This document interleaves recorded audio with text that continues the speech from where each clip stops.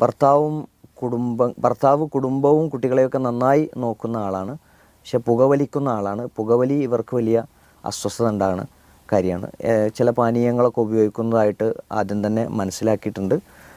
പക്ഷേ 2-3 തവണയൊക്കെ ഉപദേശിച്ചു, അപ്പോൾ ഒഴിവാക്കുന്നു. പക്ഷേ പിന്നെ ദേഷ്യപ്പെടുന്നൊരു സ്വഭാവമാണ് കാണുന്നത്. എന്നാൽ ഇപ്പോൾ ഉപദേശിച്ചിട്ടൊന്നൊരു കൂസാത്ത ഒരു പ്രകൃതത്തിലാണ് ഇപ്പോൾ അയാളുള്ളത്.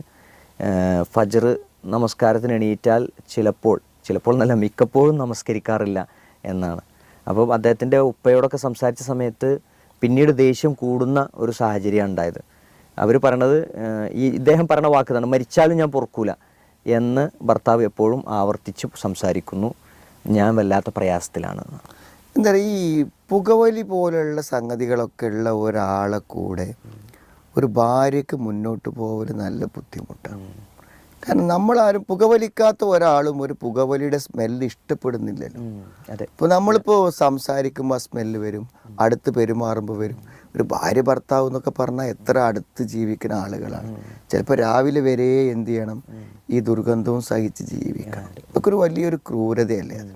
അപ്പോൾ സ്വാഭാവികമായും ഇങ്ങനത്തെ കാര്യങ്ങൾ ഉള്ള ആളുകൾ, പ്രത്യേകിച്ച് എന്തെങ്കിലും ലിക്വിഡൊക്കെ ഉണ്ട്, പാനീയങ്ങൾ ഉപയോഗിക്കുന്നുണ്ട് എന്നൊക്കെ പറയുമ്പോൾ ലഹരിയുമായി ബന്ധമുള്ള കാര്യങ്ങളാണോ എന്ന് സ്വാഭാവികമായും അതിന് തോന്നുന്നു. അപ്പോൾ ഇങ്ങനത്തെ സംഗതികളൊക്കെ ഉണ്ടെങ്കിൽ ഇതിനൊക്കെ ഒരു പരിഹാരം ഉണ്ടാക്കണം. അപ്പോൾ അധിക പുരുഷന്മാർക്കും സംഭവിക്കണം എന്താണെന്ന് വെച്ചാൽ, ഇവരത്ത് ഇങ്ങനത്തെ എന്തെങ്കിലുമൊക്കെ തകരാറുകൾ ഉണ്ടാകുമ്പോഴും ഭാര്യമാരെന്ത് ചെയ്യും, 1-2 അഭിപ്രായങ്ങൾ പറഞ്ഞ് ഇനി ശരിയാവില്ല വിചാരിച്ച് അവരുടെ കൂടെ സഹകരിക്കും.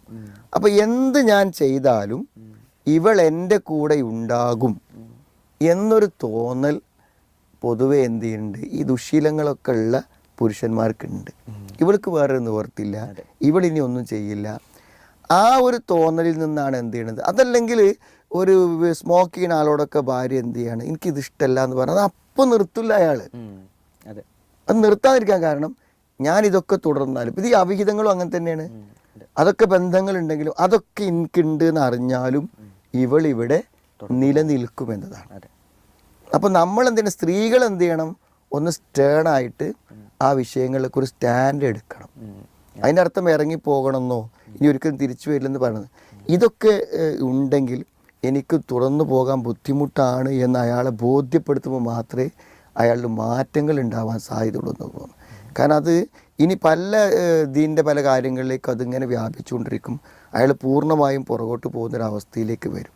അപ്പോൾ ഇത്തരം ചില തീരുമാനങ്ങൾ ഉണ്ടാക്കണം എന്ന നിലക്ക് സ്ത്രീകൾ നീങ്ങുമ്പോൾ മാത്രമേ പുരുഷന്മാർ ഇതിൽ നിന്നൊക്കെ പിൻവാങ്ങുള്ളൂ എന്നാണ് എനിക്ക് തോന്നുന്നത്.